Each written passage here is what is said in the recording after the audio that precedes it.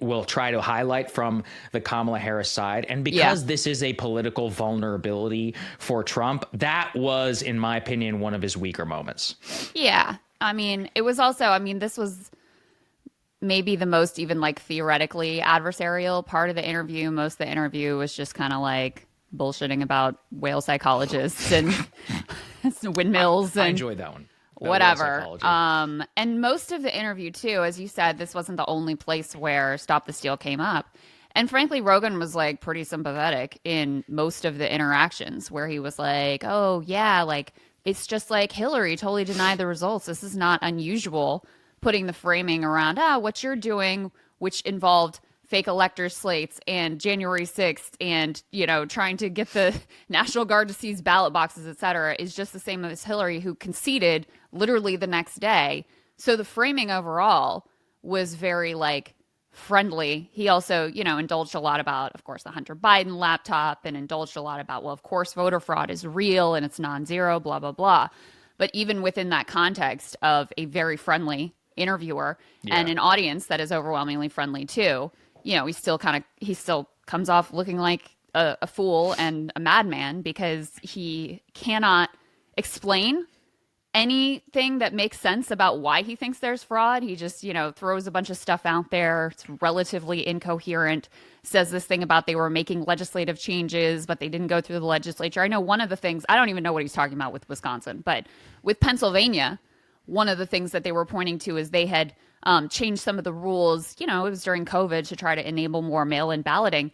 It was a Republican legislature that passed those rules. So in any case, obviously there's no there, and Trump continues to insist that there is. There was another interesting moment, Saagar, I'm sure you caught as well, where Trump said, like, you know, I lost by 22,000 votes. And he goes, well, I didn't lose, but they said that I lost by 22,000 votes. Yes, I did. Like, it was very Lex Friedman-esque. Yeah, I mean, the reason why I think, and I'm sure Trump people will be furious they were even starting on this, but look, this is, first of all, consequential, right? In terms of whatever happens in, 10 days now. Yeah. But it's just like, if you had 4 years, don't you think you would come up with something better than I would love to come back and present with so many papers.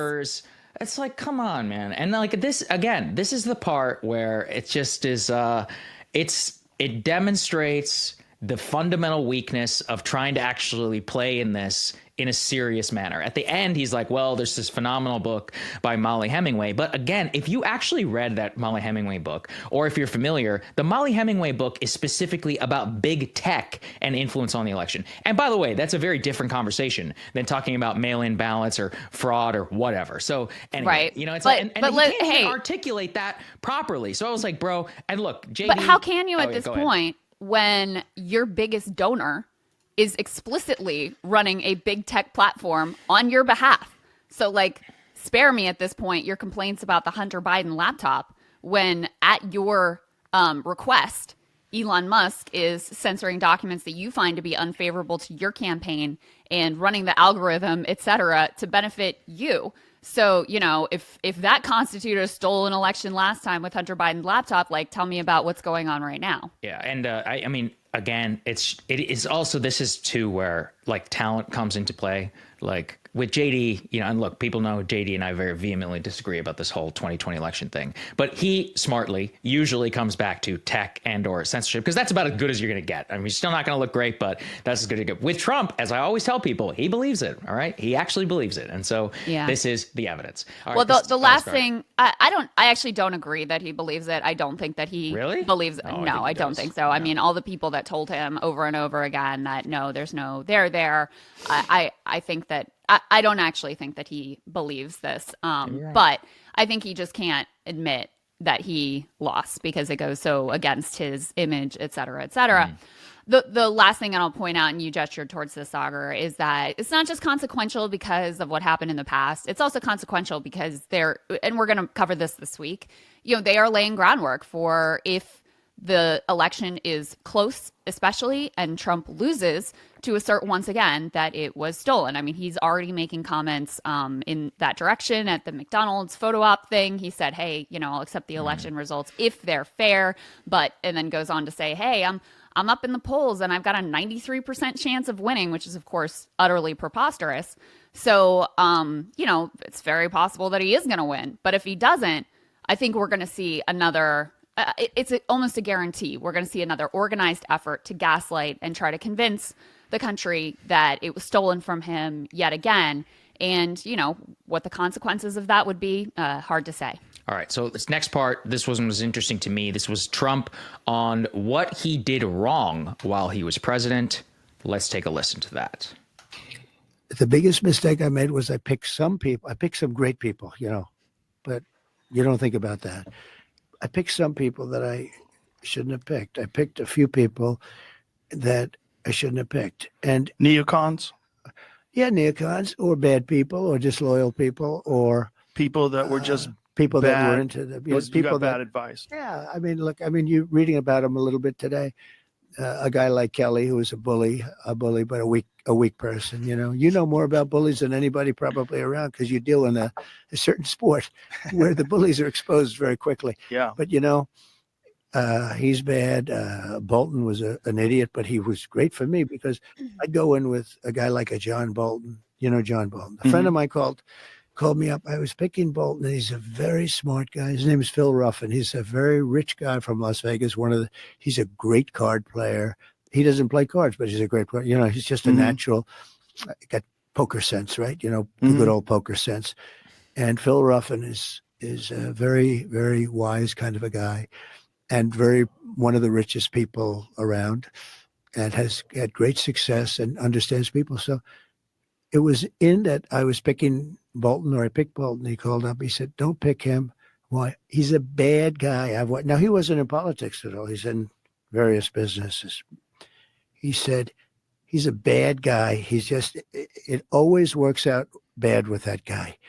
And I said, "Oh man, I wish you told me this 2 weeks ago. I already hired him. He's here." And he was right. But all right, so I wanted to share that part because there's two things that go on here. Yeah. Number one, it gives us some insight into the hiring decisions, I guess, of the past, which was basically like fielding calls from whoever Phil is. Random rich people. Yeah, Phil, whoever has card sense, by the way. He was looking for card sense is the terminology. But, second is this acknowledgement about how bad things went in the first administration. And specifically, Trump, Joe was actually trying to get him on neocons and even to try to list people out. But this remains, if Trump does win, there's a decent chance that he's going to win. This is the singular question around what is going to happen the next time around. Because as people saw, by his own admission, he literally was like, I got there and I didn't know what I was doing. And a bunch of people called me and they ended up wanting the job and I ended up hiring them. And like this time around, it's like, well, what are the assurances that it is actually different here? You could look on two sides of the coin. You've got JD, you had Project 2025, but now they say they won't hire anybody from Project 2025. You've got Johnny McEntee, you've got Don Jr., but you also have this thing called the America First Project. And so I enjoyed this clip for a couple of reasons. The internal psychology of just like how exactly the staffing administration was made last time, which was obvious to everybody as we were covering it. And, it always a fundamental question was people being like, hey, why do you keep hiring people who don't agree with you? And it's like, this was a good view. If I recall with Bolton, he liked Bolton because he was on Fox News, but a huge part of at least finally he'll admit it now, is one of the reasons why a lot of things that didn't get done last time that he said he wanted to get done was because he would hire people who actively did not agree with him. So whether he's learned a lesson or not, obviously, is an open question, but I did think at the very least it was an interesting answer. Well, so, a lot of people are sharing this on the right of like, see, Trump regrets hiring these neocons. And it's like, it's actually, if you listen to what he says, Joe suggests was the problem that they're neocons. And Trump chimes in, yeah, but they were bad and disloyal, right?